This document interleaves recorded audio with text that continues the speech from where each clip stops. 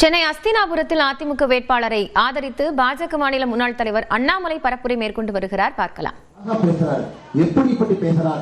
ஆனால் அருமை சொந்தங்களே, உங்களுக்கு அன்போடு நான் கேட்டுக்கொள்வது, தமிழகத்தில் திராவிட முன்னேற்ற கழகம் செய்திருப்பதெல்லாம் நம்முடைய மாநகராட்சியும் நகராட்சியும் சுத்தமா அழிச்சாச்சு.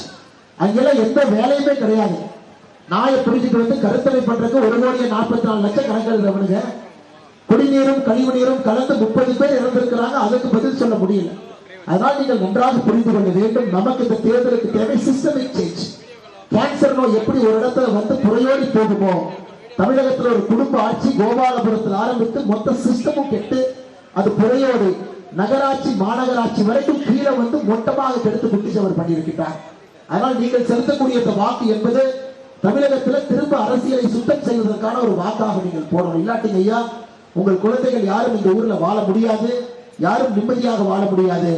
அவர்கள் ஒரு ஜனநாயகத்திற்கு கீழே அவர்களுடைய திறமையெல்லாம் காட்டும் அளவுக்கு வாழ முடியாது.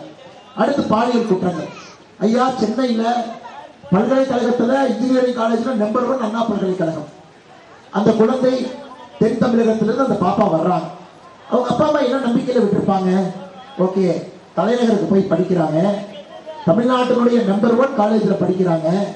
அந்த காலேஜுக்குள்ள சிஸ்டம் இருக்கும், ஃபெசிலிட்டி இருக்கும், எல்லாமே இருக்கும். ஐயா, ஞானசேகரன் என்கின்ற திமுக குற்றவாளி பாலியல் வன்கொடுமை வழக்கில் கைது செய்யப்படுறான். அந்த பிரச்சனையை முதலாக நான் எடுத்து பேசுறேன். ஐயா, ஏன் பேசுறேன்னா, எனக்கு காவல்துறையிலிருந்து ஒருத்தர் போன் பண்ணார், அண்ணே ஒருத்தரை பிடிச்சிட்டு வந்துட்டோம், விட சொல்லி பயங்கர பிரஷர்னு, நீங்க கொஞ்சம் உள்ள இறங்கினா தான் நியாயம் கிடைக்கும், கொஞ்சம் என்ன பாருங்க. அப்பதான் நான் உள்ள இறங்கினேன்.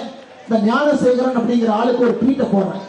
காவல்துறையை பிடிச்சி வந்து நிக்க வச்சிருக்கிறீங்க, ஸ்டேஷன் என்கொயரி பண்றீங்க, அண்ணா பல்கலைக்கழகத்துல ஒரு மாணவிக்கு பாலியல் வன்கொடுமை என்னையா பண்றீங்க? ஐயா, பிடிச்சு அந்த மனுஷன் ரிலீஸ் பண்ண